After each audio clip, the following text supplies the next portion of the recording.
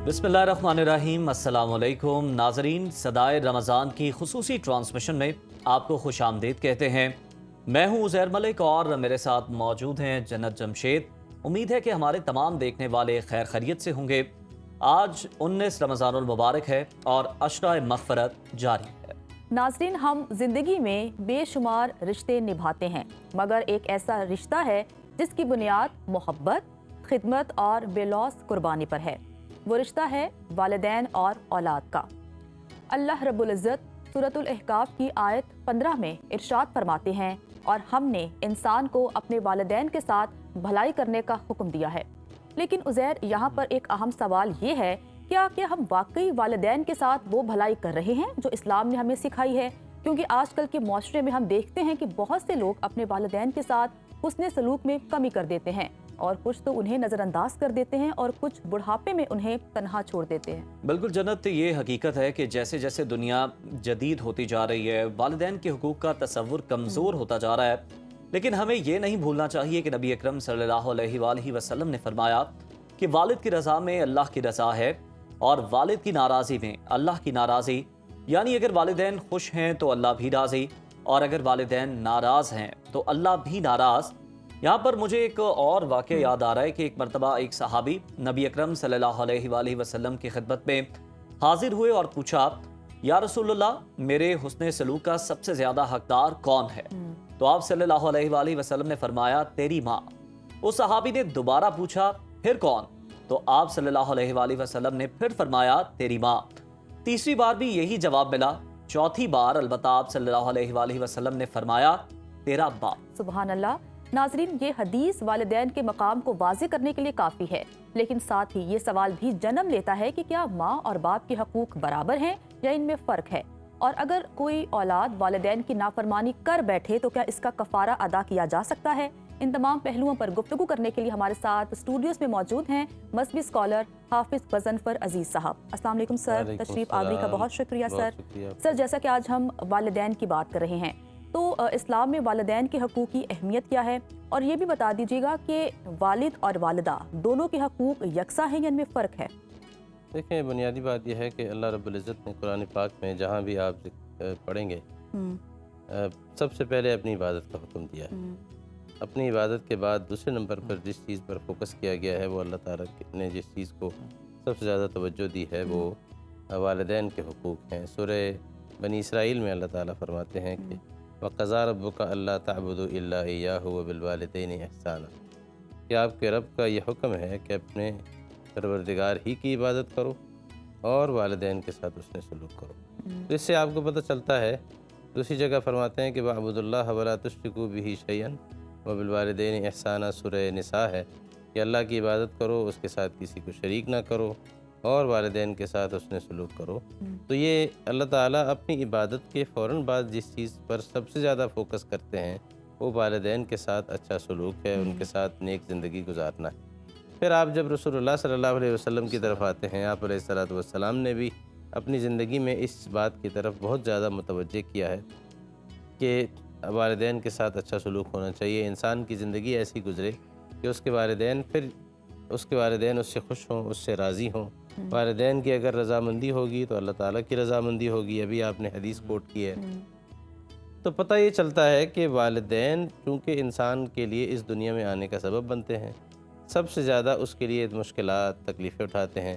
अल्लाह ताला ने उन मुश्किलात का, उन तकलीफ़ों का जो वालिदा उठाती है उस वक़्त जब वो बच्चा माँ के पेट में होता है, उसका ज़िक्र कुरान पाक में किया है। इतना तक़द्दुस उस तकलीफ़ को भी हासिल है कि हमलतहु उम्मुहु कुरहन व वज़अतहु कुरहन, कि उसकी माँ ने उसे तकलीफ़ के साथ उठाया, फिर तकलीफ़ के साथ उसे जन्म दिया। तो ये सारी चीज़ें ये बताती हैं कि इंसान के ऊपर जिसका एहसान है जी, इंसान को उस एहसान की कदर होनी चाहिए। बिल्कुल कदर होनी चाहिए। पहला एहसान अल्लाह ताला का है इंसान के वजूद में लाने का, दूसरा एहसान उसके वालिदैन का। अच्छा हाफिज़ साहब, अगर कोई शख्स अपने वालिदैन की नाफरमानी कर बैठे, दुनिया और आखिरत में क्या सज़ा है, दीन क्या बताता है, और अगर वो इसका कफ़ारा अदा करना चाहे तो वो किस तरह से हो सकता है, और क्या ये मुमकिन भी है या नहीं? देखिए, इंसान है, इंसान से दुनिया में कोताहियाँ भी होती हैं, बिल्कुल गलतियाँ भी होती हैं, गुनाह भी होते हैं। इंसान एक जज्बात से भरी हुई एक मखलूक है। बाज़ औक़ात जब उसके जज्बात हर्ट होते हैं تو وہ کئی طرح سے پھر حد سے تجاوز کر جاتا ہے، لمٹ کراس کر جاتا ہے۔ یہ انسان کے اندر موجود ہے یہ بات، اور ظاہر ہے کہ اللہ تعالیٰ اس انسان کے خالق ہیں، وہ ان سے بہتر کون جانتا خامی سے بھی ہے واقف کہ ہے اس اس کا۔ انسان کے اندر کون کون سی چیزیں ہیں۔ اس مشین کا بنانے والا جو ہے، اس مشین کے بنانے والے سے بہتر کون جانتا ہے۔ سورہ ملک میں اللہ تعالیٰ کا ایک جملہ ہے، میں جب بھی اس کو پڑھتا ہوں بڑا خوبصورت لگتا ہے، الا یعلم من خلق، کیا اسے نہیں پتہ جس نے پیدا کیا؟ اسی کو تو سب سے پہلے پتہ ہے جس نے پیدا کیا ہے۔ بے شک۔ اس وجہ سے انسان کے اندر یہ جو کمزوری ہے اللہ تعالیٰ اس سے واقف ہے۔ اس لیے اگر اس سے والدین کے حق میں کوئی کوتاہی ہو جاتی ہے، کوئی زیادتی ہو جاتی ہے، کوئی ظلم ہو جاتا ہے، تو اللہ تعالیٰ اسے فرماتے ہیں کہ فوراً میری طرف رجوع کرو، پھر ساتھ ساتھ ان کی طرف رجوع کرو، ان سے جا کر معافی چاہو۔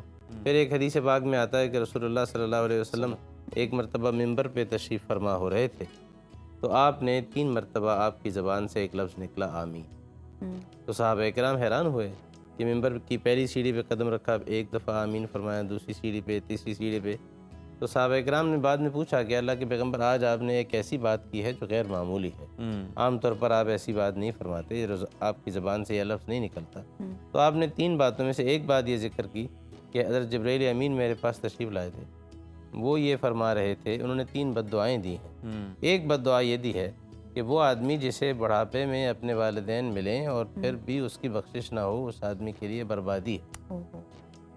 تو اب آپ دیکھ لیں کہ پھر اچھا حضرت جبرائیل امین بد دعا کر رہے ہیں، اس سے بڑی بات کیا ہو سکتی ہے، سید الملائکہ ہیں، لیکن دوسری طرف سید الانبیاء صلی اللہ علیہ وسلم اس پر آمین کہہ رہے ہیں۔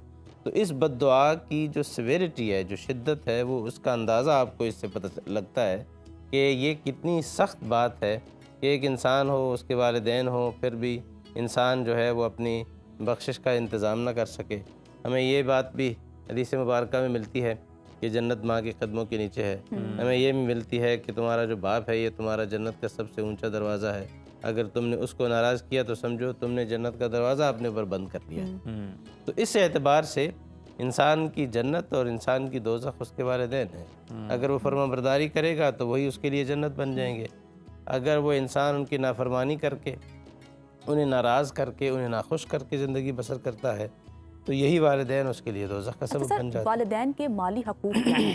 کیا اولاد پہ فرض ہے کہ وہ والدین کی کفالت کرے؟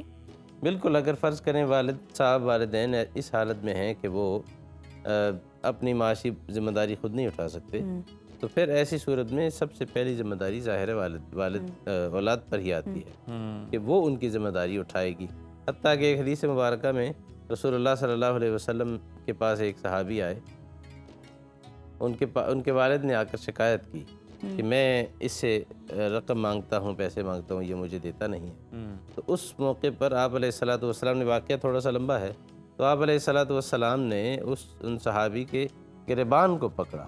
یعنی حضور صلی اللہ علیہ وسلم ایسی بات نہیں کرتے، آپ رحمۃ للعالمین ہیں، آپ کے مزاج میں جو شفقت ہے، جو رحمت ہے، جو رأفت ہے، وہ عام انسانوں سے کہیں زیادہ ہے، لیکن اس کے باوجود آپ نے گریبان سے پکڑ کر ایک جملہ فرمایا انت ومالک لابیک، تو اور تیرا مال تیرے باپ کا، وہ جیسے چاہے اسے استعمال کر سکتا ہے اپنی ضرورت کے لیے۔ حتیٰ کہ فقہا نے یہ لکھا ہے کہ اگر باپ ضرورت مند ہے، بچے کے پاس مال موجود ہے، تو باپ کو اپنی ضرورت کے مطابق مال لینے کے لیے اس کی اجازت کی بھی ضرورت نہیں ہے، وہ اجازت کے بغیر بھی اس کے مال میں سے لے سکتا ہے۔ تو اس سے پتہ چلتا ہے کہ مالی حقوق بھی ہیں، صرف الفاظ نہیں ہیں، صرف صرف احترام نہیں ہے، صرف جذبات نہیں ہے، صرف الفاظ سے ان کو خوش کرنا نہیں ہے، بلکہ ان کے مالی حقوق بھی ہیں کہ رسول اللہ صلی اللہ علیہ وسلم فرما رہے ہیں کہ تم بھی، تمہارا مال بھی، یہ تمہارا نہیں ہے، تمہارے باپ۔ اچھا حافظ صاحب، یہ بھی بتائیے گا کہ والدین کے انتقال کے بعد بھی ان کے حقوق ادا کیے جا سکتے ہیں؟ اگر یہ ہے تو یہ اس کا کیا طریقہ؟ دیکھیں، انسان، ہمارے دین میں خوبصورتی کیا ہے، آپ پوری دنیا کے مذاہب کا یا دنیا کے سوسائٹیز کو جب آپ مطالعہ کریں گے تو آپ کو ملے گا کہ زندہ انسان کے حقوق ہیں۔ انسان دنیا سے چلا گیا، اس کے بعد اس کے بارے میں کوئی نہیں سوچ رہا، اپنے بارے میں سوچ رہے ہیں کہ اس نے جو جائیداد چھوڑی ہے اس کا کیا ہوگا، اس کے ورثاء کا کیا ہوگا، اس کے اولاد کا کیا ہوگا، اس کے گھر کو کیا کرنا ہے وغیرہ۔ لیکن اسلام ایک ایسا دین ہے جس نے یہ بتایا ہے کہ جو انسان دنیا سے چلا جاتا ہے اس کے بھی حقوق ہوتے ہیں، اور ان میں سے والدین کے حقوق سب سے زیادہ ہوتے ہیں۔ مثال کے طور پہ ایک حق یہ بتایا گیا ہے کہ اللہ تعالیٰ یہ فرماتے ہیں کہ بھئی تم ان کے لیے دعا کرو، استغفار کرو۔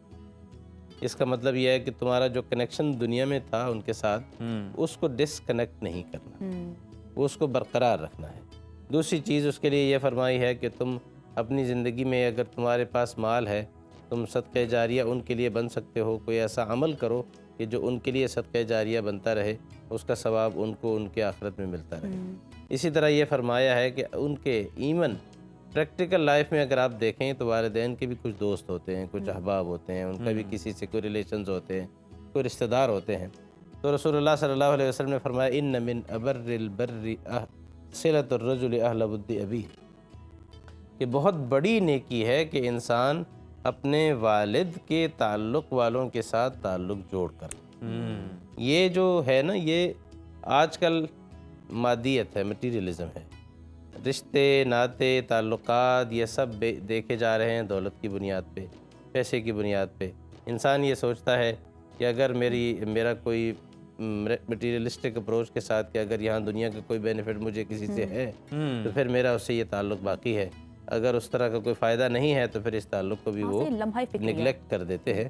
تو بالکل، تو اس اعتبار سے اللہ تعالیٰ نے والدین کے حقوق ان کے دنیا سے جانے کے بعد بھی انسان کے اوپر رکھے ہیں کہ ان کے جو رشتہ دار ہیں ان رشتہ داروں کے ساتھ آپ یہ دیکھیں کہ رسول اللہ صلی اللہ علیہ وسلم نے بڑی عجیب بات فرمائی۔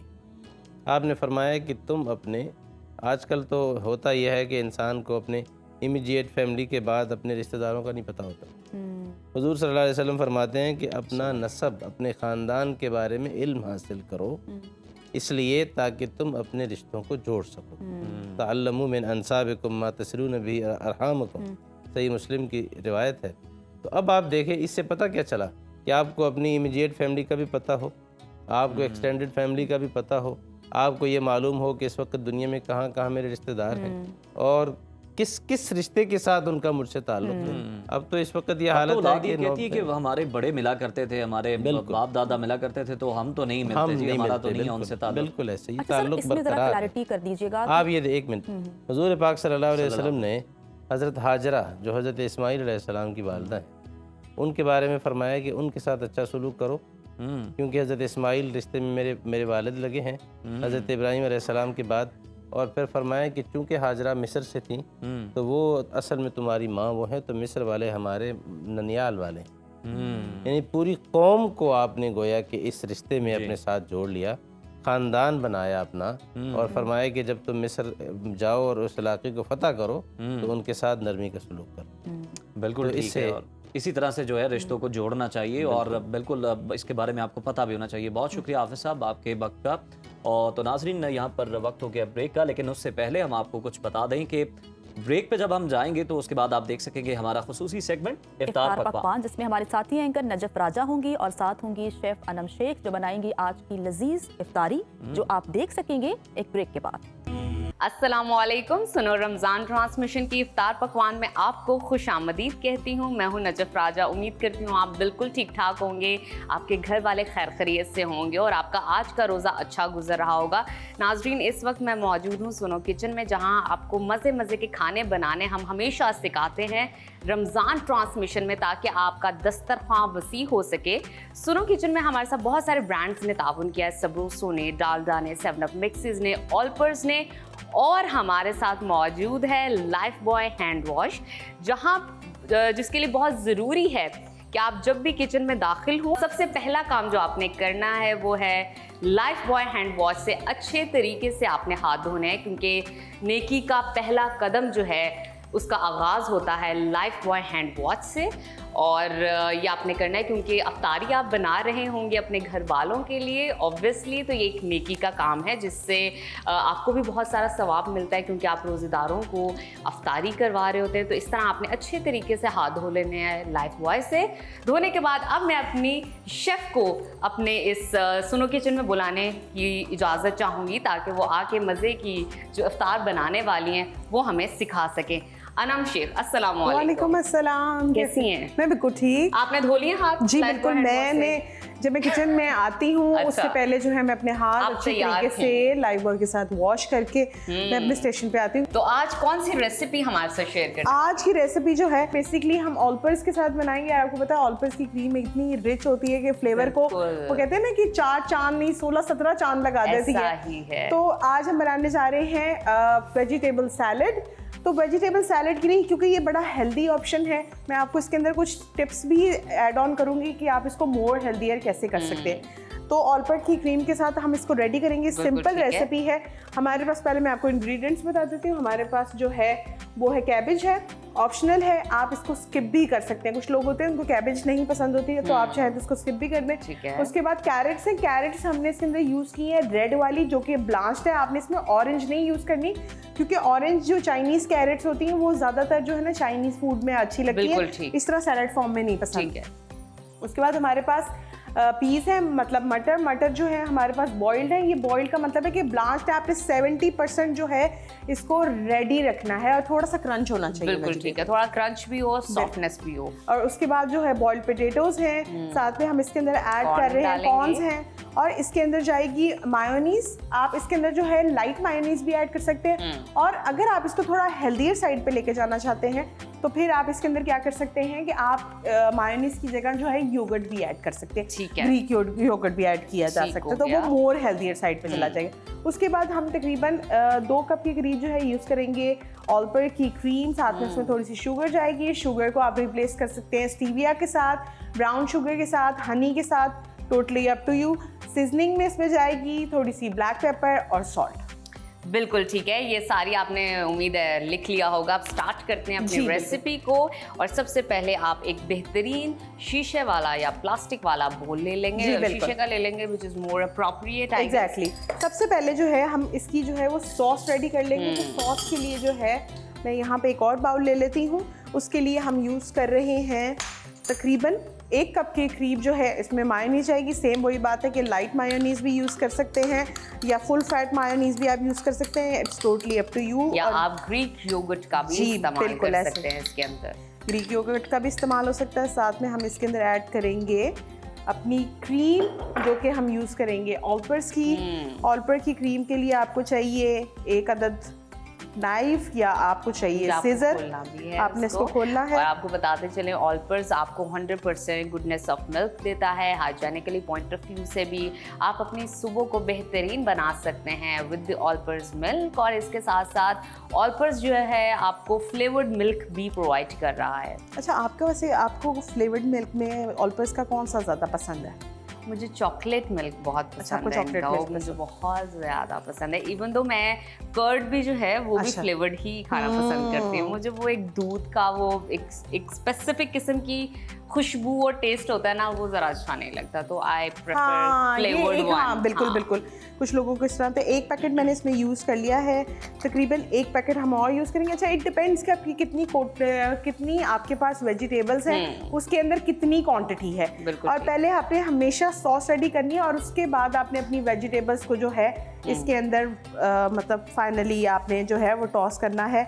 और ये तब आपने टॉस करना है जब आपने बिल्कुल जो है अपने सैलेड को सर्व करना हो, उस वक्त में आपने इसको जो है वो मिक्स करना है। और ये सॉस बनाकर जो है आप 1 आध दिन के लिए अपने फ्रिज में स्टोर भी कर सकते हैं। और इसी तरह वेजिटेबल्स को भी ब्लांच करके स्टोर कर सकते हैं। तो फिर जब आपका दिल करे आप राइट अवे अपना सैलेड जो है वो बना सकते हैं। लेकिन बेहतर ये होता है कि आप फ्रेश जो फूड है वो प्रिपेयर कीजिए और फ्रेश ही उसको एंजॉय कीजिए, क्योंकि वो जो फ्रेशनेस का टेस्ट है ना, वो उसी वक्त ही आ रहा होता है। एग्जैक्टली। नया Surf Excel deep action technology के साथ ये जिद्दी गहरे दागों को कपड़ों की तह में जाकर खींच निकाले। जिद्दी दाग जैसे कि केचप, चाय, कॉफी, करी, सालन, चॉकलेट, आइसक्रीम वगैरह जो कपड़ों की तह में चले जाते हैं। नया सर्फ एक्सेल अपनी डीप एक्शन टेक्नोलॉजी के साथ इन जिद्दी गहरे दागों को कपड़ों की तह से खींच निकालता है। तो इन जिद्दी गहरे दागों से क्या डरना, सर्फ एक्सेल है ना। अच्छा, स्वीट का जो है वो आपको अपनी मर्जी के हिसाब से है, आपको कितनी स्वीट पसंद है आप उस तरह से कर सकते हैं। मैं इसके अंदर तकरीबन जो है वो 1.5 टेबल स्पून के करीब जो है वो ऐड कर रही हूँ शुगर की। और अब मैं इसके अंदर ऐड करूँगी ब्लैक पेपर तकरीबन हाफ टी स्पून के करीब। अच्छा, ये जो है आप अकॉर्डिंग टू फ्लेवर है कि अगर आपको थोड़ा स्पाइसी पसंद है तो आप स्पाइसी साइड पे चले जाए। ये थोड़ा सा शुगर ऐड करेंगे और सॉल्ट जाएगा 2 टेस्ट इसके अंदर, हस्बे ज़रूरत हस्बे जायका। अच्छा, शुगर मैंने सॉल्ट इसलिए भी थोड़ा कम डाला है क्योंकि मायोनीज में भी सॉल्ट होता है, तो इसलिए आपने जो है सॉल्ट में थोड़ा सा ज़रा देख के ऐड करना है सॉल्ट। बिल्कुल ठीक। सिंपल। इसके बाद जो है आपने इसके अंदर मिक्स कर लेना है, इसको 1-8 मिनट के लिए बेशक छोड़ दें। अब बस सिंपल मैंने क्या करना है कि ये इसको मैं 1-8 मिनट के लिए छोड़ूंगी ताकि इसके अंदर जो है शुगर अच्छी तरीके से मेल्ट हो जाए। Yes. सिंपल असेंबलिंग करेंगे और अपनी डिश में प्रेजेंट अरे करेंगे। वाह, जबरदस्त। ये तो झटपट बनने वाली है, तो हम इसको बनाने की तैयारी करते हैं। सिर्फ मिक्स ही तो करना है।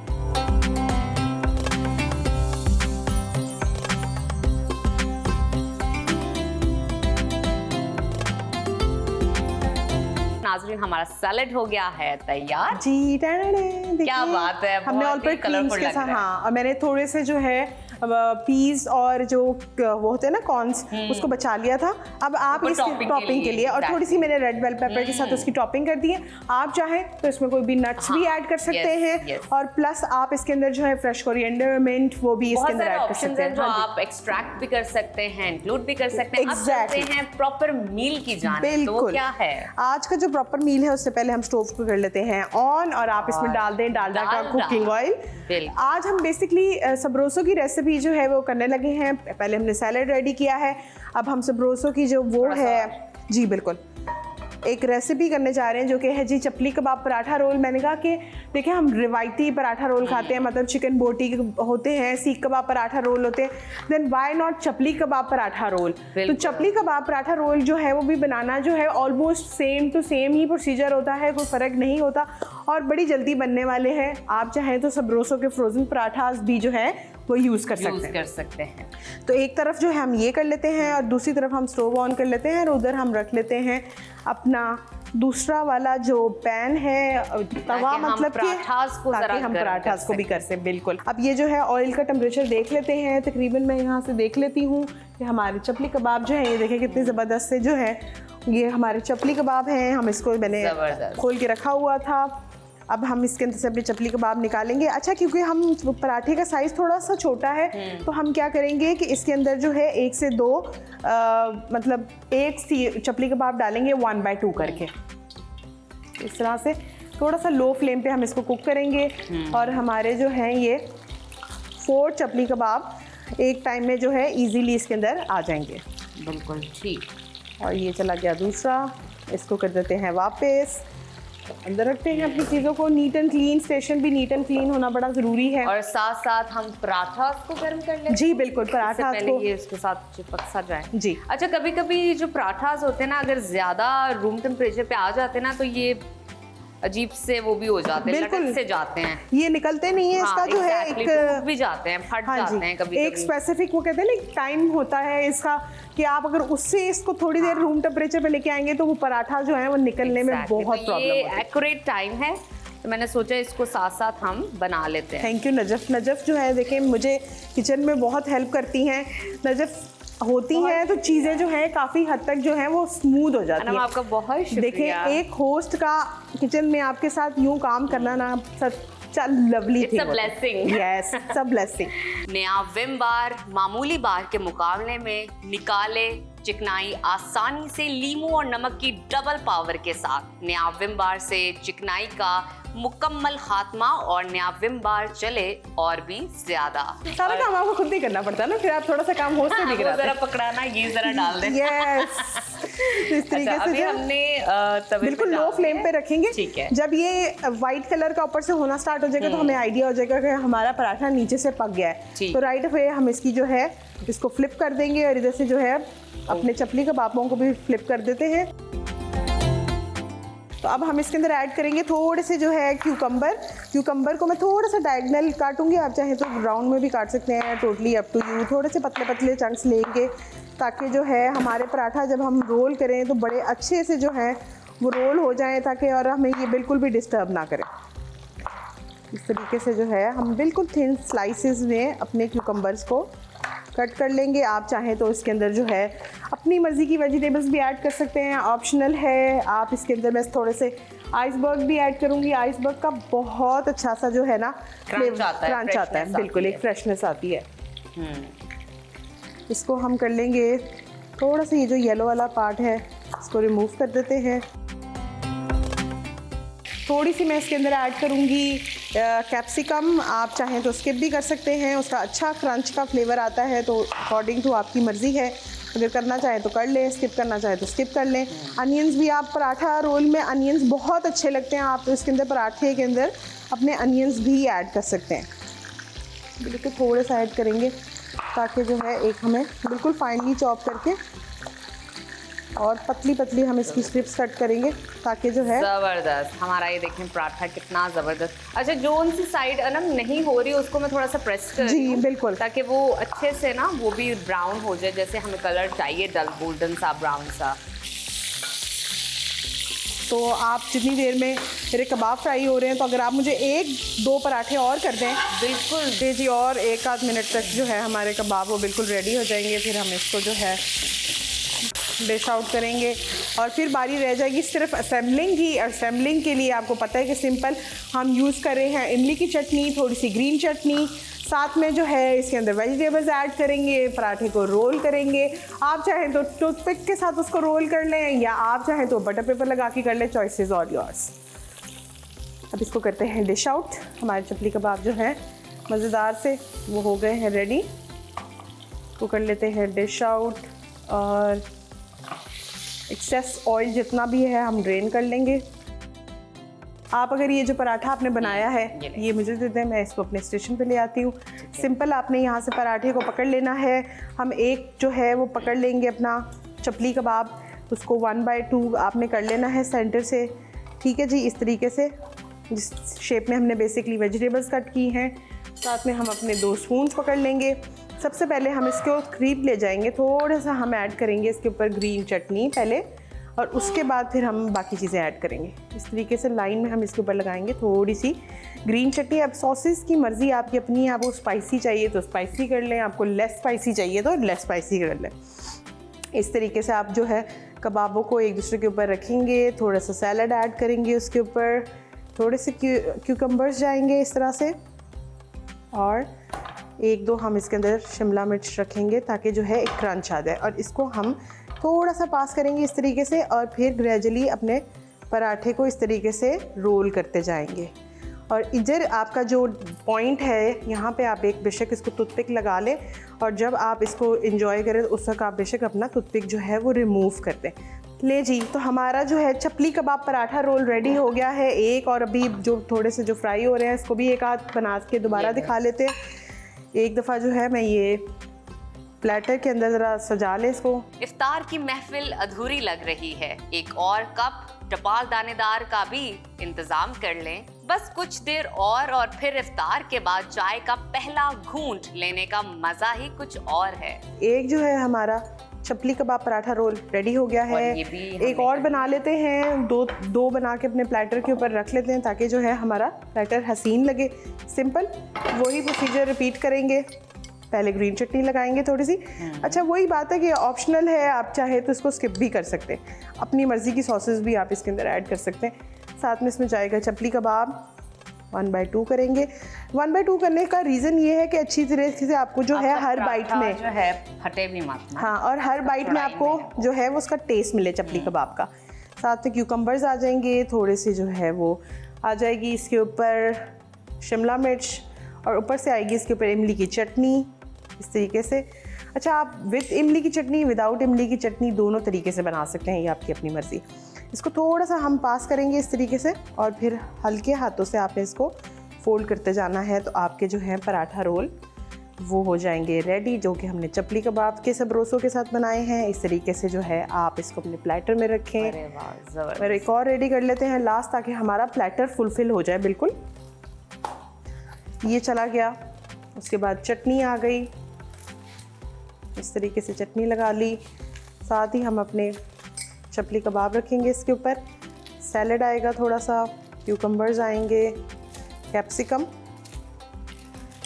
इमली की चटनी, तकरीबन मैं 2 टीस्पून ऐड कर रही हूँ इसके अंदर, आप अकॉर्डिंग टू अपने फ्लेवर कर सकते हैं। सिंपल आपने इसको रोल करना है और इसी टाइम में आप बेशक जो है इसके ऊपर थोड़ा सा जो है बटर पेपर के साथ भी इसको इंक्लूड कर सकते हैं। तो ये हो गया आपका पराठा रोल एक और रेडी। मील भी तैयार है, सैलेड भी तैयार है, आप इसको एंजॉय कर सकते हैं। अच्छा, मैं एक सोच रही थी कि साथ में थोड़ा सा सैलेड हम क्रश करके रख देते हैं, वो थोड़ा सा बड़ा अच्छा लगेगा साथ में। आप चाहें तो उसके अंदर जो है और भी ऐड कर सकते हैं। तो मैं इसके ऊपर थोड़ा सा जो है ऑन साइड सैलेड ऐड कर दूंगी, थोड़ा जो प्लेट में बेसिकली हमारे पास थोड़ा कलर ऐड हो जाएगा इस तरीके से।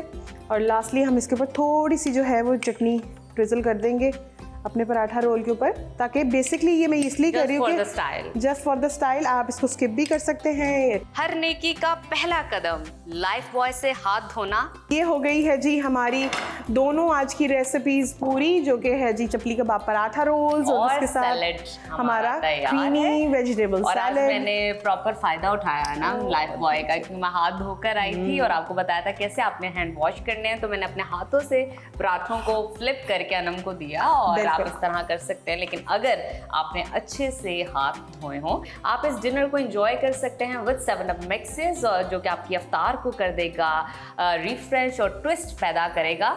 तो आज का था ये इफ्तार पकवान, उम्मीद है आपको पसंद आया होगा। अपने फीडबैक से ज़रूर आगाह कीजिएगा, क्योंकि आपका फीडबैक बहुत खास है। हमें मालूम होता है कौन कौन सी रेसिपीज़ आप मज़ीद सीखना चाहते हैं, जानना चाहते हैं। तो आज के दिन के लिए हमें दीजिए इजाज़त। अल्लाह हाफ़िज़।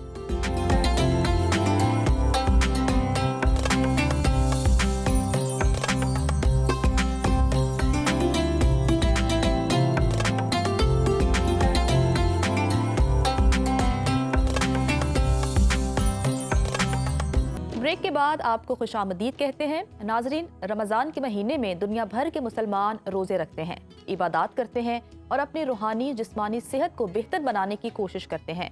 लेकिन अगर बात कैंसर जैसे संगीन मरज में मुब्तला मरीजों की हो तो सवाल ये उठता है कि क्या वो भी रोज़ा रख सकते हैं, ख़ास तौर पर अगर वो कीमोथेरेपी या रेडियोथेरेपी के मराहिल से गुजर रहे हैं। ये एक निहायत अहम सवाल है, क्योंकि कैंसर के मरीज पहले ही जिस्मानी और जहनी आजमाइश से गुजर रहे होते हैं और ऐसे में रोज़ा रखना उनके लिए बाइसे सुकून भी होता है और मुश्किलात भी पैदा कर सकता है। लेकिन क्या वाकई रोज़ा जिस्म में जहरीले मादों को ख़त्म करने में मददगार साबित हो सकता है? और सबसे अहम सवाल ये कि कैंसर के मरीजों को सहरी और इफ्तारी में किन ग़िज़ाओं का इंतखाब करना चाहिए ताकि उनका जिस्मानी निज़ाम मुतासर ना हो। इन्हीं सवालात के जवाब जान लेते हैं। हमारे साथ मौजूद हैं मारूफ ऑन्कोलॉजिस्ट डॉक्टर फरीहा शेख साहिबा। डॉक्टर साहिबा, आपको खुशामदीद कहते हैं सदाए रमज़ान में। सबसे पहले तो हमें ये बताइएगा कि अमूमी तौर पर कैंसर के मरीजों के लिए रोज़ा रखना कितना महफूज है? देखिए, इसमें बेसिकली 2 चीज़ें हैं। एक तो वो पेशेंट्स हैं जिनकी कि एक्टिव कीमोथेरेपी चल रही है, यानी कि कीमोथेरेपी रेगुलर रूटीन में उनकी उन दिनों में चल रही है, तो उन लोगों के लिए रोज़ा रखना थोड़ा सा मुश्किल हो सकता है, क्योंकि ऑब्वियसली उनको थोड़ी सी न्यूट्रिशन की ज़रूरत होती है। थेरेपी की वजह से वो ऑलरेडी वीक हो रहे होते हैं। तो उन पेशेंट्स के लिए तो बेहतर है कि वो रोज़ा ना रखें, क्योंकि वो उनके जिस्म को में अगर एनर्जी नहीं होगी तो वो थेरेपी के समझ लें कि सख्त असरात को बर्दाश्त करना मुश्किल हो जाएगा, क्योंकि उन्होंने पानी का इंटेक भी अच्छा रखना है, हाइड्रेशन स्टेटस भी अच्छा रखना है। तो चूँकि रोज़े में आपको लंबा टाइम के लिए गैप देना होता है, तो वो डिहाइड्रेशन हो सकती है, तो फिर उनके लिए मुश्किल हो जाती है। लेकिन ये कि जो बाकी मरीज़ हैं जिनकी ट्रीटमेंट्स कंप्लीट हो चुकी हैं, या कुछ ऐसे मरीज़ हैं जो लॉन्ग टर्म गोलियों पे, कैंसर की गोलियों की ट्रीटमेंट्स पे होते हैं या ओरल ट्रीटमेंट्स या टैबलेट्स पे होते हैं, तो वो रोज़ा रख सकते हैं। तो वो उनके लिए फिर ये है कि ये देखना होता है कि उनकी जो दवाई है वो ख़ास तौर पे खुराक के साथ लेनी है या खाली पेट लेनी है, वो उसके हिसाब से उसकी टाइमिंग सवाल है। जैसे आपने कहा है कि कुछ जो कैंसर के पेशेंट्स हैं वो रोज़ा रख सकते हैं, अच्छा उनका स्केड्यूल क्या होना चाहिए, वो क्या खाएं, क्या पिएं, क्या टाइमिंग? बेसिकली अगर तो वो किसी खास दवाई पे हैं, जैसे कि ब्रेस्ट कैंसर की ख़वातीन है, वो 5 साल के लिए गोलियों पे होती हैं, तो उसके लिए कोई टाइमिंग नहीं होती उस दवाई की। तो वो तो आम जैसे हम लोग रोज़ा रखते हैं, आम लोग रोज़ा रखते हैं, वो उस तरह से अपनी रूटीन में रोज़ा रख सकते हैं। खाने पीने में भी कोई ख़ास उस तरह से रुकावट नहीं है। एक जैसे सब लोगों को एक हेल्दी डाइट लेनी चाहिए, वो उसी तरह से एक हेल्दी मुतवाज़न ग़िज़ा उनको लेनी चाहिए। लेकिन ये कि कुछ ऐसे पेशेंट्स हैं कि जिनकी जो ट्रीटमेंट्स हैं वो मतलब कैंसर उनका एक्टिव है और वो उसकी ट्रीटमेंट्स पे हैं, तो वो गोलियों वाली ट्रीटमेंट पे हैं, तो उनमें से कुछ दवाइयां हैं जो खाली पेट लेनी होती हैं। तो उनमें वो नॉर्मली वो दवाई वो सुबह के वक्त लेते हैं कि नाश्ते के साथ, जब सुबह उठते हैं तो नाश्ते से पहले लिया, आधा पौना घंटा गैप किया। उनके लिए हम रेकमेंड करते हैं कि वो उसका टाइम चेंज कर लें। वो अफ्तार के वक्त जैसे ही अजान होती है तो वो दवाई खाएँ, تھوڑا سا پانی پئیں, افطاری نماز پڑھیں, گیپ آ جائے گا, پھر اس کے بعد اپنی جو ہے نا وہ افطار کر لیں. اور جو کچھ لوگ ہیں جنہوں نے دوائی خوراک کے ساتھ ہی لینی ہے تو ان کی ٹائمنگ کا پرابلم نہیں ہوتا. باقی یہ کہ جو متوازن غذا ہے کہ آپ زیادہ مرغن غذائیں نہ کھائیں, کیونکہ آبویسلی اس کے ساتھ آپ کی باڈی کا میٹابولزم سارا ڈسٹرب ہو جاتا ہے, معدے کی خرابی ہو جاتی ہے. تو وہ ہیلدی ڈائٹ لیں, اوور نہ کھائیں کہ جی وہ جیسے کہتے ہیں نا اوور لوڈ کر لیتے ہیں, وہ اس کے بعد بھی پرابلم ہو جاتا ہے. تو وہ ایک متوازن غذا لیں, پانی ہائیڈریشن سٹیٹس کا خیال رکھیں, تو وہ روزہ رکھ سکتے ہیں. اچھا ڈاکٹر صاحب, کیمو تھراپی کی آپ نے بات کی کہ اگر اس پہ ہیں تو پھر ہم منع کرتے ہیں, یا ریڈیو تھراپی چل رہی ہو, اس مرحلے میں ہو, تو ان کے لیے کیا روزہ رکھنا ممکن ہوتا ہے مریض کے لیے خود بھی, اور کیا ریکمینڈ کیا جاتا ہے, اور کیا ہم دیکھتے ہیں کہ پیچیدگیاں پیدا ہو سکتی ہیں اگر وہ رکھتے ہیں؟ عام طور پہ تو یہ ہم ان کو ریکمینڈ کرتے ہیں کہ ضروری نہیں ہے کہ ان کے لیے بہت ضروری نہیں ہے کہ وہ روزہ رکھیں, کیونکہ دیکھیں ایک لمیٹڈ پیریڈ کے لیے اگر کیمو تھراپی چل رہی ہے 4 یا 6 مہینے کے لیے, تو اس میں تو ان کو اللہ تعالیٰ نے بھی چھوٹ دی ہے نا, تو اس میں بعد میں رکھ سکتے ہیں, تو اس میں وہ اپنے اوپر جبر کرنا ضروری نہیں ہے. لیکن اگر کیونکہ کچھ پیشنٹس ہوتے ہیں, جیسے ہم سب کی ایک روٹین ہے, ہم بچپن سے روزے رکھتے آ رہے ہیں, ہمیں خود کو گلٹ فیل ہوتا ہے روزہ چھوڑنے میں, تو وہ پیشنٹس جو ہیں وہ بہت زیادہ بار بار اینکشیس ہوتے ہیں کہ جی میں بہت افسوس میں ہوں کہ میں روزہ چھوڑ رہی ہوں یا چھوڑ رہا ہوں, تو میں کیا کروں. تو پھر اس کیس میں ہم ان کو گائیڈ یہ کرتے ہیں کہ ٹھیک ہے, اگر آپ بہت کین ہے کہ جی میں نے ضرور رکھنا ہے, تو جن دنوں میں جیسے ٹریٹمنٹ ہوئی اس کے 2-3 دن بعد طبیعت کچھ تھوڑی سی اپسیٹ رہتی ہے, تھوڑی سی طبیعت بحال ہو جائے, اس کے بعد آپ رکھیں. لیکن اس میں بھی کوشش کریں کہ اپنی جو اوقات ہیں, جس طرح افطار اور سحر کے درمیان کے جو اوقات ہیں, اس میں پانی زیادہ استعمال کریں, ہیلدی غذا لیں, ڈائٹ مطلب یہ کہ کیلریز اپنی اتنی ایڈیکویٹ رکھیں کہ باڈی جو ہے وہ کم از کم ریکوری فیز میں رہے. توانائی کو برقرار رکھنے کے لیے جو پیشنٹس ہیں کینسر کے, وہ سپلیمنٹس بھی لے سکتے ہیں تاکہ وہ ایکٹیو رہیں؟ بالکل لے سکتے ہیں, اس میں کوئی ایشو نہیں ہے. جیسے آپ کوئی بھی اچھے ملٹی وائٹامنس وغیرہ لے سکتے ہیں. آپ اپنی بیسیکلی میں تو یہ کہتی ہوں کہ آپ اپنی غذا میں اچھے فروٹس وغیرہ ایڈ کریں, تاکہ وہ جو آپ نے آرٹیفیشل سپلیمنٹس لینے ہیں اس سے بہت بہتر ہے کہ آپ نیچرل ڈائٹس لیں. کون سی ایسی ڈائٹ ہے جس سے ہم مطلب سپلیمنٹس والے نیوٹرینٹس جو ہیں وہ حاصل کر سکتے ہیں کینسر کے مریض خاص طور پر؟ آپ فریش فروٹس لیتے ہیں, اس میں بہت اچھا ہے. آپ دودھ لیں, آپ فریش فروٹس لیں, کیونکہ بہت ساری متس ہیں کہ یہ نہیں کھانا, یہ نہیں کھانا, ڈیری نہیں کھانی, تو ایسی کوئی مت نہیں ہے.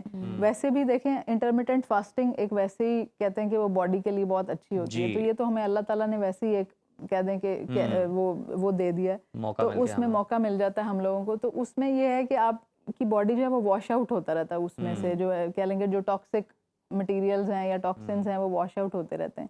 تو اس میں جو ہیلدی ڈائٹ ہے اس میں یہی ہے کہ آپ زیادہ ٹورڈز آرگینک رہیں, مطلب آپ سبزیاں لیں, آپ سیلڈز لیں, آپ فروٹس لیں, دودھ لیں, وہ یہ چیزیں لیں. جو آرٹیفیشل سویٹنرز ہیں ان کو آپ اوائڈ کریں, جیسے کاربونیٹڈ ڈرنکس ہیں ان کو آپ اوائڈ کریں.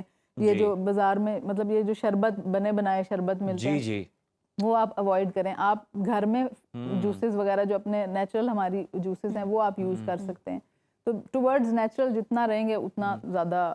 اچھا, آپ نے وہ دیکھا ہوگا, یہ ویڈیو یقیناً آپ نے بھی دیکھی ہوگی, نوجوت سنگھ سدھو نے جو بتایا تھا, انہوں نے اپنی وائف کو لے کر, اس پر پھر بڑا شور بھی مچا انڈیا میں بھی اور باہر بھی.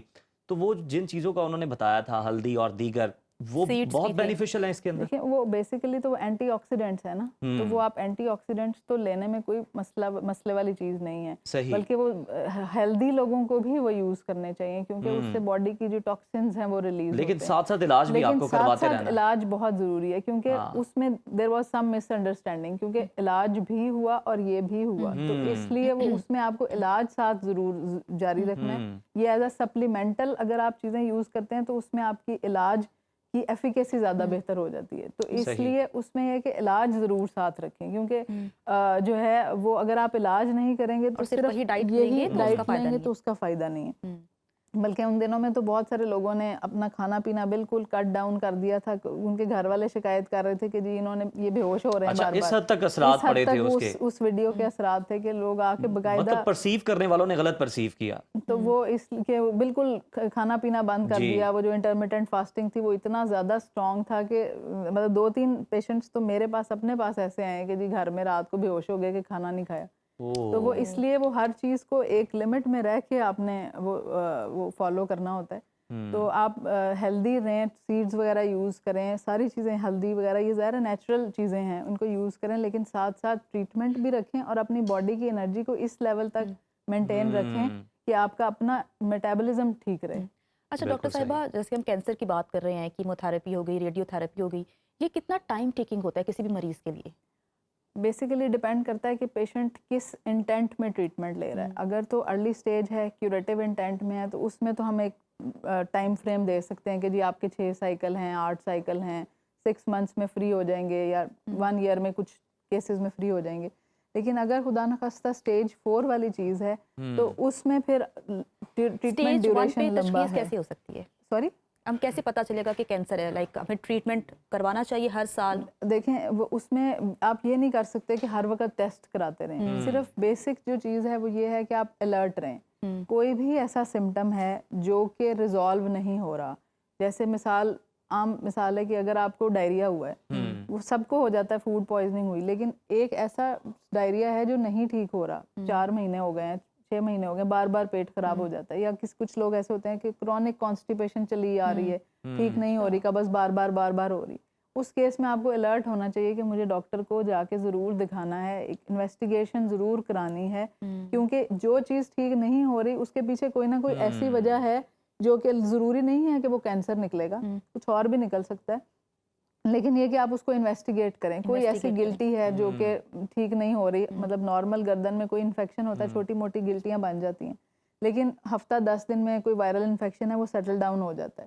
لیکن اگر کوئی ایسی چیز ہے جو نہیں ٹھیک ہو رہی, 3-4 ہفتے سے زیادہ چل رہی ہے, بخار ہے جو نہیں ٹھیک ہو رہا, وزن تیزی سے گر رہا ہے, آپ ڈائٹنگ نہیں کر رہے, آپ کا ان انٹینشنل ویٹ لاس ہو رہا ہے, تو اس کیس میں آپ کو الارم ہونا ہوتا ہے. پھر کچھ ایسے لوگ ہیں جن کی فیملی ہسٹری ہے کینسرز کی, ان لوگوں کو اور زیادہ ویجیلنٹ ہونے کی ضرورت ہے. ان کے لیے پھر ریگولر ہم اسکریننگ پروگرامز ہوتے ہیں کہ جی آپ نے یہ سال میں اتنی دفعہ یہ ٹیسٹ کرانا ہے. یا فیمیلز ہیں جیسے بریسٹ کینسر کا رسک بڑھ رہا ہے, تو 40 ایئرس کے بعد ہر فیمیل کو سالانہ میموگرام کرانا ہے. تو وہ ہر کینسر کے حساب سے ہے, لیکن یہ کہ آپ کو الرٹ ضرور رہنا چاہیے. اگر کوئی بھی آپ تبدیلی محسوس کر رہے ہیں اپنی باڈی میں تو آپ کو الرٹ ہونا چاہیے, انڈیکیشن ہونا چاہیے, اور آپ ڈاکٹر کے پاس جائیں, اپنا ٹریٹمنٹ کروائیں, پوچھیں کہ کچھ ہے کہ نہیں ہے. تو ڈاکٹر صاحبہ بہت شکریہ پروگرام میں شرکت کرنے کے لیے. تو ناظرین یہاں وقت ہوا ہے بریک کا, بریک کے بعد واپس آتے ہیں. دیکھتے رہیے صدائے رمضان. بریک کے بعد آپ کو خوش آمدید کہتے ہیں. ناظرین, آج ایک ایسے موضوع پر ہم گفتگو کرنے جا رہے ہیں جو اکثر ہمارے گھروں, محفلوں, بلکہ آج کل تو سوشل میڈیا پر بھی زبردست بحث کا جو ہے وہ باعث بنا ہوا ہے, اور وہ موضوع ہے مرد کی دوسری شادی کی شرعی حقیقت. یہ بحث پچھلے چند دنوں میں مزید گرم ہو گئی جب اداکارہ فضا علی نے دوسری شادی کے حوالے سے سخت موقف اپنایا, اور پھر اسی حوالے سے اداکار دانش تیمور کا بھی ایک بیان خبروں کی زینت بن گیا. تو سوال یہ کہ کیا واقعی دوسری شادی اتنی متنازع ہے, یا یہ بحث صرف ہماری سماجی روایات کے گرد گھوم رہی ہے؟ اس کے علاوہ کیا دوسری شادی کے لیے پہلی بیوی کی رضامندی ضروری ہے, یا شوہر کو مکمل اختیار حاصل ہے؟ اور کیا انصاف کے تقاضے پورے کیے بغیر دوسری شادی شرعی طور پر درست ہو سکتی ہے؟ ان تمام پہلوؤں پر بات کریں گے. ٹرانسمیشن میں ہمیں جوائن کیا ہے معروف مذہبی اسکالرز نے. ہمارے ساتھ موجود ہیں مفتی غلام حیدر ساقی صاحب, اور ان کے ساتھ تشریف رکھتے ہیں مفتی فداء الرحمان صاحب. آپ دونوں شخصیات کا بہت بہت شکریہ. ساقی صاحب, آپ سے آغاز کر لیتے ہیں. یہ بتائیے گا کہ گزشتہ دنوں آپ نے دیکھا ہوگا اداکارہ فضا علی کی ویڈیو تھی, دانش تیمور کی, اور دوسری شادی کے حوالے سے جو ان میں بیانات دی اس ویڈیو کے اندر, تو وہ بڑا ایک بحث شروع ہو گئی سوشل میڈیا پر, اور اب تک چل رہی ہے. تو یہ بتائیے, کیا یہ اسلامی تعلیمات کی غلط تشریح ہے, یا پھر جو خواتین کنسرن شو کر رہی ہیں اس پہ کمنٹ کر کے یا اس پر اپنی رائے دے کے, وہ درست ہیں؟ بسم اللہ الرحمن الرحیم. فَانْكِحُوا مَا طَابَ لَكُم مِّنَ النِّسَاءِ مَثْنَىٰ وَثُلَاثَ وَرُبَاع. سورۃ النساء میں رب کائنات فرماتا ہے کہ نکاح کرو 2 ہوں, 3 سے, 4 سے. حضرت بلکہ ابو ہریرہ رضی اللہ تعالیٰ عنہ کی روایت ہے کہ اگر کسی شخص کی 2 بیویاں ہوں اور وہ ایک کی طرف محو توجہ رہے اور دوسری کو نظر انداز کرے, تو وہ قیامت کے دن اللہ کی بارگاہ میں اس حال میں آئے گا کہ وہ مفلوج الحال ہوگا. میں یہاں ایک بڑا خوبصورت اس پروگرام کی وساطت سے ایک میسیج ہے کہ بیسیکلی نا ہم لوگوں کو جو اسلام آ رہا ہے وہ ہندوستان سے آ رہا ہے. ہمیں چاہیے کہ ہم عرب کے اسلام کو اور محبوب مکرم صلی اللہ علیہ وسلم کی زندگی کو اڈاپٹ کریں, کیونکہ وضع میں ہو تم نصارہ تو تمدن میں ہنود. یہ مسلمان ہے جنہیں دیکھ کے شرمائے یہود, تم سبھی کچھ ہو بتاؤ مسلمان بھی ہو, زبان سے کہہ بھی دیا لا الہ تو کیا حاصل, دل و نگاہ مسلمان نہیں تو کچھ بھی نہیں. یہ ہمیں یہ جو سوشل میڈیا کے اوپر بیٹھ کر یہ سوشل میڈیا پہ جو ایک مطلب ایک ٹاپک چھڑ جاتا ہے، اگرچہ وہ ٹاپک ہی بڑا اہم ہے یہ فضا والا اور دانش کا، اگرچہ اسلام نے عورت کو یہ حق بالکل نہیں دیا کہ وہ شوہر پر ہرزہ سرائی کرے، اعتراض کرے کہ میرے سے اجازت لو پھر دوسری شادی کرو۔ اسلام نے یہ خوبصورت میسج دیا ہے، جو شخص اس کی استطاعت رکھتا ہو، نان نفقے کی توفیق رکھتا ہو، اپنے مال و جان کی توفیق رکھتا ہو، صحت و تندرستی کی توفیق رکھتا ہو، برائی، بے حیائی، زناکاری، بدکاری کی طرف اس کی طبیعت کا میلان ہو، اسے چاہیے کہ وہ اپنے نان نفقے کا اہتمام کرتے ہوئے اللہ رسول کی رضا کے لیے حلال اور جائز طریقے سے ایک عورت کے ساتھ نکاح کا اہتمام کریں۔ جبکہ ہمارے معاشرے کے اندر ابھی تو ہمارے ایک دوست ہیں حافظ صاحب، انہوں نے دوسری شادی کر لی، تو ان کو ایک خواتین نے فون کیا، انہوں نے کہا حضرت صاحب میں تہجد میں اٹھ کے آپ کے لیے دعا کرتی تھی، جس دن سے مجھے پتا چلا آپ نے دوسری شادی کی، اب میں آپ کے لیے بد دعا کرتی ہوں کہ آپ جیسا شریف انسان بھی اب دوسری شادی کرے گا۔ ہمارے معاشرے میں دوسری شادی کو صغیرہ گناہ نہیں بلکہ گناہ کبیرہ سمجھا جاتا ہے، اور معاشرے میں تان و تشنیع کی جاتی تھی۔ ہمارے ایک دوست ہیں حافظ صاحب، وہ فرمانے لگے میں نے پھر اسے اپنے آپ کو کنٹرول کیا۔ ایک ڈاکٹر صاحب ماہانہ راشن دیتے تھے مدرسے میں، نے کہا راشن بند کر دو، حضرت صاحب کے پاس اتنا پیسہ آ گیا وہ دوسری شادی کرنا شروع ہو گئے، راشن بند۔ بالکل اس طرح کی مثالیں جو ہے نا ہمارے معاشرے میں بھری پڑی ہیں۔ مفتی صاحب کی بھی رائے لے لیتے ہیں۔ اچھا آپ بتائیے گا کہ دوسری شادی اجازت ہے، سنت ہے کہ فرض ہے؟ شریعت کیا کہتی ہے؟ بسم اللہ الرحمن الرحیم، ان الحمد للہ والصلاة والسلام علی من لا نبی بعد ولن تستطيعوا ان تعدلوا بین النساء وقد قال تعالی فی مقام آخر ومن الناس من یجادل فی اللہ بغیر علم ویتبع کل شیطان مرید۔ انتہائی شکر گزار ہوں معاشرتی اصلاح کے عنوان سے ایک اہم جو ہے نا وہ موقع پر گفتگو میں آپ نے مجھے شامل کیا۔ جزاکم اللہ خیراً، آپ کا، آپ کی پوری ٹیم کا اور سنو چینل کا۔ اللہ جل وعلا ہماری گفتگو کو بااثر فرمائے اور مجھ سمیت سب سننے دیکھنے والوں کو اللہ عمل کی توفیق عطا فرمائے۔ معاشرے میں اس وقت جو چیزیں چل رہی ہیں، خصوصاً سوشل میڈیا جب سے بے لگام ہوا اور ہر کس و نقص ایرا غیرہ وہ جب چاہے جیسے چاہے اسلامی احکامات کو کھلواڑ بنا کر اپنے خیالات کا اظہار کرتا ہوا نظر آتا ہے۔ فضا علی ہوں یا دانش تیمور ہوں، اور دونوں کی جو چیزیں اس وقت وائرل چل رہی ہیں، نکاح ثانی کے حوالے سے مجھ سے قبل مفتی صاحب نے اپنے ابتدائیہ میں انتہائی خوبصورت انداز میں اس پر روشنی ڈالی۔ میں یہ عرض کرنا چاہوں گا کہ اجازت لینے کی بات شرعی حیثیت کیا ہے، قانونی حیثیت کیا ہے، سورہ نساء ہمارے پاس مکمل موجود ہے، اور اس کی سورہ نساء کو اگر ہم دیکھتے ہیں، عاشروہن بالمعروف، تھوڑا سا آگے چل کر کہ ان کے ساتھ معاشرت کرو اچھے طریقے سے، اور وہ کون سا اچھا طریقہ جو اللہ اور اللہ کے رسول صلی اللہ علیہ وسلم کا پسندیدہ ہو۔ یہاں آپ کے توسط سے یہ عرض کرنا چاہوں گا کہ ہم نے نکاح ثانی کے حوالے سے قرآن و سنت کو بنیادی طور پر سمجھا نہیں ہے، اور ہمارے ہاں جو چیزیں بدقسمتی سے جو رائج ہوئی ہیں وہ اس طرح سے ہیں کہ جو تجربتاً اور مشاہدے میں جو چیزیں آئی ہیں وہ نکاح ثانی کے حوالے سے یوں آئی ہیں کہ آدمی اپنی ہوس کو، حرص کو پورا کرنے کی لالچ میں پہلی بیوی کو اگنور کر کے، بلکہ آگے بڑھ کر یوں کہوں کہ پہلی اور دوسری کو اگنور کر کے تیسرے نکاح کی طرف جا رہا ہے، جو قرآن و سنت کے خلاف چیز ہے۔ اگر ہم قرآن کو دیکھتے ہیں فَإِنْ خِفْتُمْ أَلَّا تَعْدِلُوا فَوَاحِدَةً مِّنَ النِّسَاءِ، تو فَانْكِحُوا مَا طَابَ لَكُمْ، نکاح کرو پسند کی عورتوں سے، 2 ہوں، 3 ہوں، 4 ہوں، لیکن ساتھ ہی جو کنڈیشن لگائی ہے وہ کنڈیشن اس قدر سخت ہے کہ مجھے اس موقع پر حکیم الامت مولانا اشرف علی تھانوی نور اللہ مرقدہ کا وہ حسن سلوک اور انصاف اور عدل وہ سامنے یاد آیا، اور میں ذکر کرتا ہوں کہ حضرت کی 2 بیویاں تھیں، اور کوئی صاحب ان کے لیے ہدیہ لے کر آیا، ہدیہ میں تربوز تھے، تو مولانا تھانوی رحمۃ اللہ علیہ تعالیٰ نے یوں کیا کہ دونوں تربوز کٹوائے اور کٹوا کر دونوں کو مکس کیا، اور مکس کر کے پھر ان کو اپنی جو ہے وہ بیویوں کی طرف بھیجا، اور فرمایا کہ یہ ہے وہ قرآن کے مطابق عدل جو میں کرنے کی کوشش کر رہا ہوں، کہ تاکہ یہ نہ ہو کہ کسی کی طرف پھیکا چلا جائے، دونوں کو مکس کر دیا ہے۔ اب اس طرح کا عدل کوئی کر سکتا ہے تو پھر اس کو اجازت، بالکل ٹھیک ہے فدا صاحب، آپ کا نقطہ آ گیا۔ ساقی صاحب میں آپ کی جانب آؤں گا اسی پوائنٹ کے ساتھ کہ یہ کتنا ضروری ہے کہ اگر آپ ایک سے زائد کر بھی رہے ہیں تو پھر آپ نے ہر لحاظ سے عدل قائم کرنا اس پہ۔ बिस्मिल्लाहिर्रहमानिर्रहीम। इब्तिदान एक हदीस पाक है, हज़रत अबू हुरैरा रदी अल्लाह ताला की रिवायत की। उसके अलावा बहुत सी हदीस पाक हैं। महबूब मुकर्रम सल्लल्लाहु अलैहि वसल्लम की जो पहला निकाह है सैयदा खदीजतुल कुबरा रदी अल्लाह ताला अन्हा व अलैहिस्सलाम के साथ, जो पहला निकाह है वो कितना अरसा चलता रहा, और उनकी ज़ाहरी हयात के पर्दा करने के बाद अम्मा सैयदा आयशा से जो निकाह किया, उनके बाद 7 निकाह बतदरीज महबूब मुकर्रम सल्लल्लाहु अलैहि वसल्लम ने फरमाए। और ये तो एक बहुत अच्छा एलिमेंट है कि अदल करो। अब अदल का जो पैमाना है अल्लाह ने बताया है, वो ये अल्लाह का और बंदे का मामला है।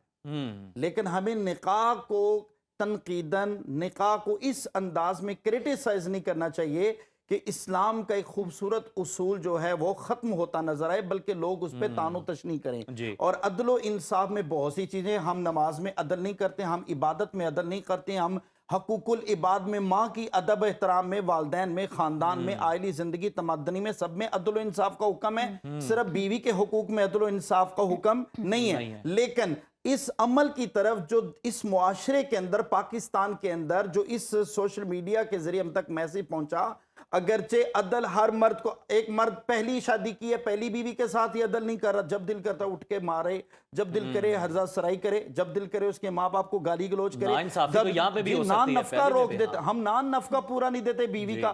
तो अगर अदल की बात है तो हम तो पहली बीवी से भी अदल इंसाफ करने के जो दावेदार नहीं है। लेकिन ये जो एक उसूल है बड़ा खूबसूरत, बड़े वाजे, हजरत अबू बकर सिद्दीक की 4 बीवियां थी, हजरत उमर फारूक की 8 बीवियां थी, हजरत उस्मान की 8 बीवियां थी, हजरत मौला साकी साहब बड़ा अच्छा आपका पॉइंट आ गया फिदा साहब। अब देखिए साकी साहब ने जो पॉइंट आगे रखा है, किस हद तक आप मुत्तफिक हैं कि आप पहली में भी इंसाफ नहीं कर रहे होते, वहाँ पे भी नाइंसाफी, और बिल्कुल हम ये देखते हैं, हमारे इर्द गिर्द बहुत सी मिसालें मौजूद हैं। और फिर अदल की जहाँ तक बात आई तो आप बहुत सी चीज़ों में कहाँ इंसाफ कर रहे होते हैं। तो कहने का मकसद उनका यही है कि इससे तो मतलब आप एक ताना बना देंगे उसे माशरे में, अगर कोई शख्स इस तरह का कदम उठाता है, दूसरी शादी की तरफ जाता है। देखें, सबसे पहली बात यह है कि ज़ालिका वमन युअज़्ज़िम शआइरल्लाह फ़इन्नहा मिन तक़वल क़ुलूब। कुरान अगर उठाकर देखते हैं तो अहकामात शरीयत शाइरुल्लाह में से हैं। और रही बात ये जो निकाह के हवाले से है, मैं ये समझता हूँ कि दोनों तरफ के जो एक्सट्रीम हैं ये गलत हैं। अच्छा, एक तरफ वो कि जी करना ही करना है, भले पहला दूसरा तीसरा उनके हुकूक कसब किए जा रहे हैं और रोंदा जा रहा हो, और फिर अगर हम ये देखेंगे, कहें कि माशरे में बाकी कौन से हम हुकूक पूरे कर रहे हैं, ये अदल व इंसाफ का मामला, ये अदब व अदाब व एहतराम व इकराम व एजाज़ का मामला हम बाकी जगहों पर कैसा कर रहे हैं, तो जो यहाँ हमें याद आ रहा है, तो ये मैं अर्ज़ करूँगा, देखें आशिरूहुन्ना बिल मारूफ, माशरे की पहली इकाई घरेलू ज़िंदगी है, और मियाँ बीवी का एक गहरा ताल्लुक़ होता है। उसमें अगर एतमाद कायम होगा तो आगे ही सारे रिश्ते फैलेंगे, फूलेंगे और उनमें मोहब्बतें चढ़ेंगी। तो ये तो उसूल नहीं है। मैं ये समझता हूँ कि अगर वहाँ हुकूक पूरे नहीं हो रहे तो हम यहाँ भी हुकूक ना पूरे करके दूसरी और तीसरी की इजाज़त दे दें, बल्कि जो कुरान का जो फैसला है हमने उसी को अपनाना है, जो यानी अदल का जो हुक्म आया है और अदल व इंसाफ का जो हुक्म आया है। और अदल व इंसाफ के हुक्म में अगर आप देखें तो कितनी खूबसूरत बात है, ये है कि नबी करीम सल्लल्लाहु अलैहि वसल्लम जब मरजुल विसाल में आप थे तो उस वक़्त सैयदा अम्मा आयशा सिद्दीक़ा रज़ियल्लाहु ताला अन्हा के हाँ जो है ना बाकी अज़वाज ने ये कहकर इजाज़त दे दी कि बाकी जो है ना हुजरात में आना मुश्किल होगा, तकलीफ दे होगा, तो या रसूलल्लाह सल्लल्लाहु अलैहि वसल्लम आप यहीं क़याम फरमा लें। यानी उस मरजुल विसाल में भी बाकी अज़वाज मुताहरात जो है ना वो इजाज़त दे रही हैं। और नबी करीम सल्लल्लाहु अलैहि वसल्लम ने जो यानी अहकामात जो शरीयत हैं उसमें मैं ये समझता हूँ कि जो बहन ने सवाल किया था कि जी इजाज़त के हवाले से, तो इजाज़त के हवाले से जो शरीयत का मिजाज है कि माली तौर पर, जिस्मानी तौर पर अगर आदमी जो है वो तंदुरुस्त है और उसको फरावानी हासिल है तो शरीयत की तरफ से इतनी इजाज़त काफ़ी है।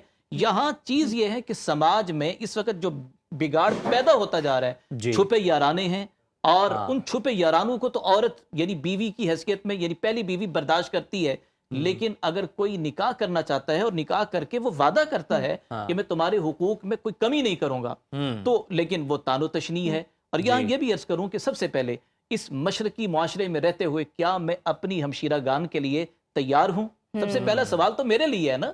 मैं खुद अपनी ज़ात के लिए तो जितना मर्जी बयान करता चला जाऊँ, यहाँ ये अर्ज करने का मकसद ये है कि दूसरी शादी की बहुत सारी हिकमतें और फ़वाइद हैं, लेकिन फिर अर्ज करूँगा जैसे क़िबला ने जो रिवायत बयान की थी कि जो आदमी अदल नहीं करेगा तो क़यामत के दिन जब उठाया जाएगा तो वो आदम मफलूज होगा। और मैंने ये तजरबतन मुशाहिदतन ये चीज़ देखी कि एक आदमी ने پہلی بیوی کے حقوق غصب کیے، دوسرا نکاح کیا، اللہ نے اس کو دنیا میں ہی مفلوج کر دیا. تو یہاں یہ کرنے کا مقصد یہ کہ فضا علی ہوں اور وہ اس طرح کے بھاشن دیتی ہوئے نظر آئیں کہ جناب والا یہ اس طرح کی چیزیں ہیں. میں یہ عرض کروں گا آپ کے پروگرام کے ان کا یہ تھا کہ آپ جو بیوہ ہیں ان سے آپ کر لیں، آپ نے ضرور ہے جو کواریوں سے ہی آپ نے جا کے شادیاں کر لیں. بالکل دیکھیں یہ بات اس بات سے اتفاق ہے کہ بیوگان سے ہو، مطلقات سے ہو، اور بڑی عمر کی بچیاں ہیں جن کے رشتے نہیں آ رہے، ان کو جو ہے نا نکاح میں لینا، ان کو پروٹیکشن دینا، یہ مزاج شریعت، یہ ساری چیزیں ہیں. لیکن قرآن یہ بھی تو کہہ رہا ہے فَانْكِحُوا مَا طَابَ لَكُمْ، ما طاب لکم، جو تمہیں پسند ہیں. اب فضا علی اگر وہ یہ کہہ دی کہ میں صرف یہی منوا کے رہوں گی تو یہ تو پھر قرآن کے خلاف ہے. فَانْكِحُوا مَا طَابَ لَكُمْ. اور یہاں یہ جو امر ہے نا، تو امر کی 16 قسمیں علماء نے لکھی ہیں. جی یعنی جو آرڈر ہے، اس آرڈر میں ایک پہلی قسم للوجوب، لیکن یہاں وجوب کے لیے نہیں لیتے. یہاں یہ کہ اللہ جل وعلا نے ایک اسلامی معاشرے کو چلانے کے لیے کہ مرد حضرات میدان جنگ میں بھی جاتے ہیں، دیگر معاملات ہوتے ہیں. ویسے بھی اگر آپ دیکھیں قرب قیامت کی علامت کے مرد کم ہوں گے، خواتین زیادہ ہوں گی. سر مفتی صاحب کی بھی رائے لے لیتے ہیں اس پر. سر ہم بات کر رہے ہیں کہ مرد کو دوسری شادی کی اجازت ہے، شریعت کیا کہتی ہے کہ عدل اگر وہ کر سکتا ہے تو وہ دوسری شادی کرے.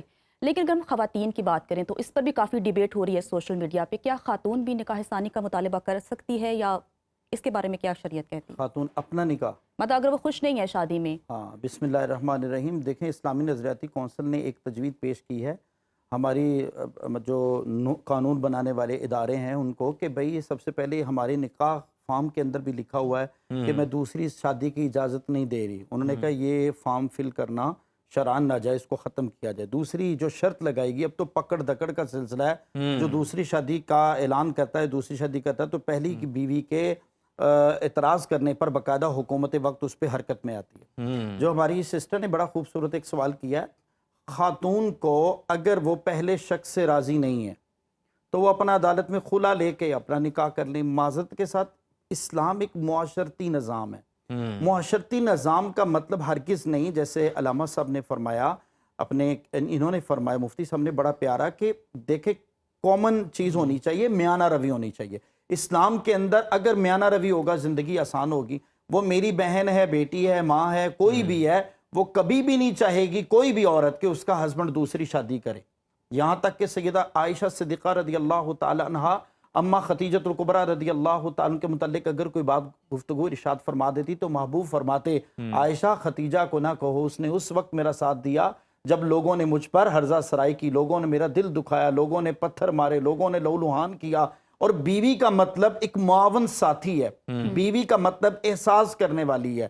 میں سمجھتا ہوں سوشل میڈیا پہ یہ جو کہانی چل رہی ہے، ہمارے اندر میاں بیوی میں اگر احساس ہوگا زندگی آسان ہوگی. اگر احساس نہیں ہوگا، صرف سنی سنائی باتیں دو ادھر کی، اور ہمارا معاشرتی نظام ہے جس طرف پانی بہ رہا ہو ہم اسی طرف بہنا شروع کر دیتے ہیں. ہم نے یہ بالکل نہیں دیکھنا اللہ اور اس کے رسول کا اس معاملے کے اندر کیا حکم ہے، اور ہم اس کے معاملے میں ہمیں اللہ کا کیا حکم ہے، اور ہر معاملے میں ہمیں میانہ روی اختیار کرنی چاہیے. بالکل ٹھیک ہے. فداء الرحمان صاحب، آپ کا ذرا اس پہ نقطہ نظر جان لیتے ہیں.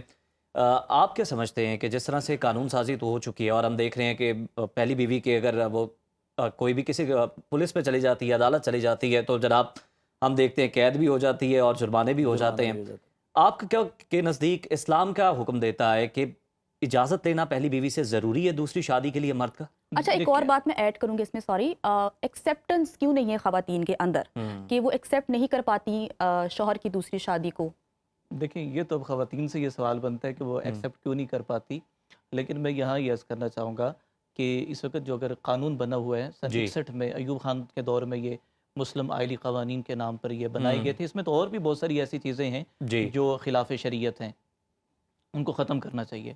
رہی بات یہ کہ سوسائٹی میں اس وقت یہ دوسری شادی کے حوالے سے یہ جو اس طرح کی چیزیں چل رہی ہیں، میں یہ عرض کروں گا دیکھیں قانون بنانے میں کوئی حرج نہیں ہے، لیکن قانون کو دیکھ لیا جائے کہ شریعت کے خلاف اور مزاج کے مطابق ہے کہ نہیں ہے، متصادم تو نہیں ہے کہیں.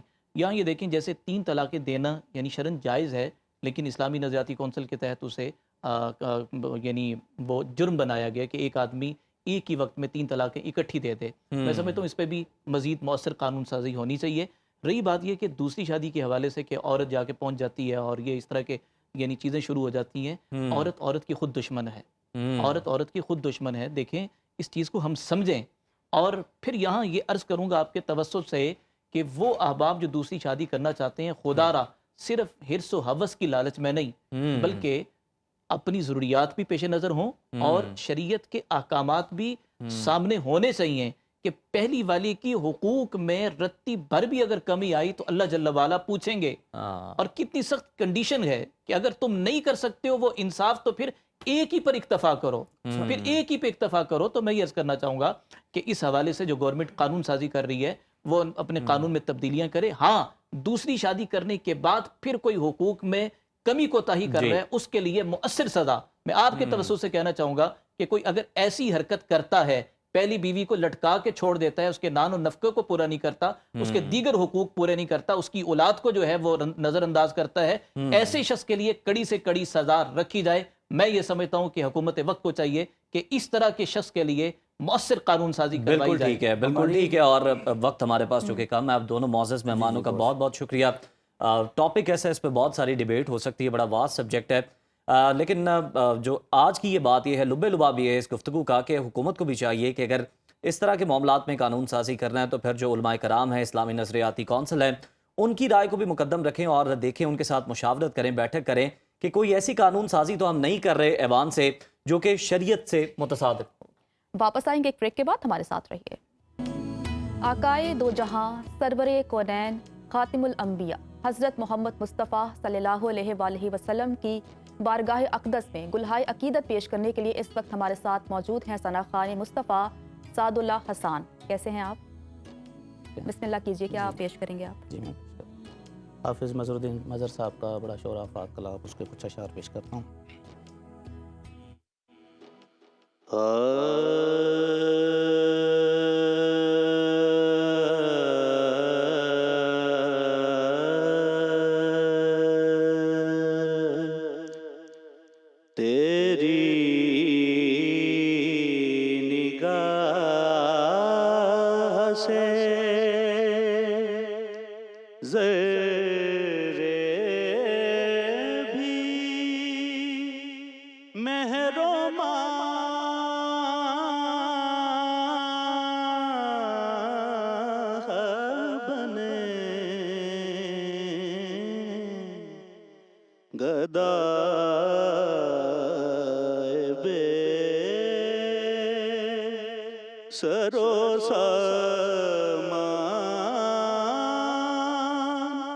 جہاں بنا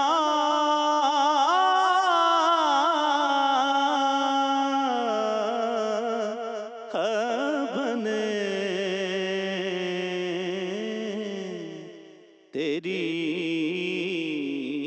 نگاہ سے، جہاں جہاں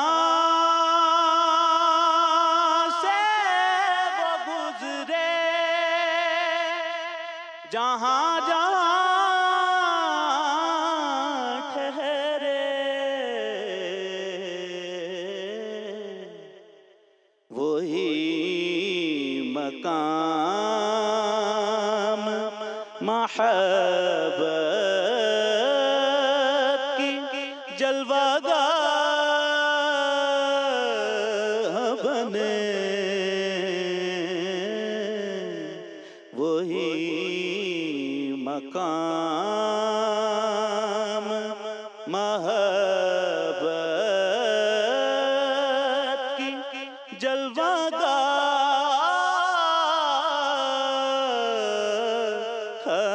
بنے تیری نگاہ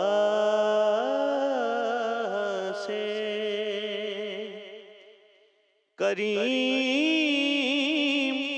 یہ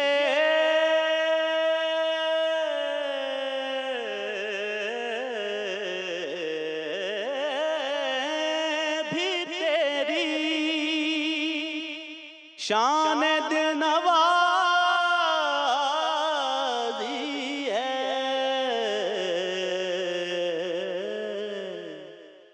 کہ ہجر میں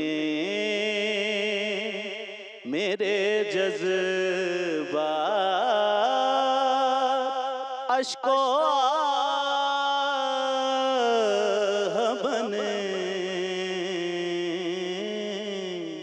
के हिज्र में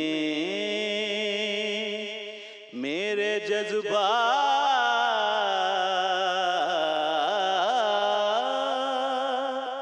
अश्को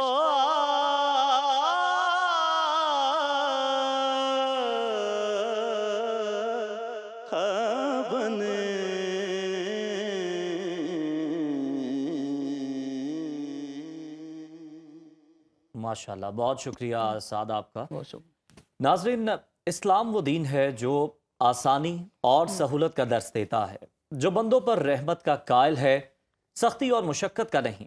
हमारे प्यारे नबी सल्लल्लाहु अलैहि वसल्लम ने हमेशा दीन को सहल बनाने की तलकीन फरमाई और बंदों के लिए आसानी पैदा करने की तरगीब दी। इसी हवाले से major general retired Mohammad Arif Baraich अपनी किताब मेरा रब मेरा दोस्त में लिखते हैं कि हज़रत अनस रज़ियल्लाहु ताला अन्हो बयान करते हैं कि नबी रहमा सल्लल्लाहु अलैहि वसल्लम ने इरशाद फरमाया, आसान अहकाम बयान करो, लोगों को मुश्किल में ना डालो और पुरसकून रखो और लोगों को मुतनफ़िर ना करो। हज़रत अबू क़तादा रहमतुल्लाह अलैह एक अराबी से रिवायत करते हैं कि रसूलुल्लाह सल्लल्लाहु अलैहि वसल्लम ने इरशाद फरमाया, तुम्हारे दीन में सबसे बेहतर वो इबादत है जो सबसे आसान हो, तुम्हारे दीन में सबसे बेहतर वो इबादत है जो सबसे आसान हो।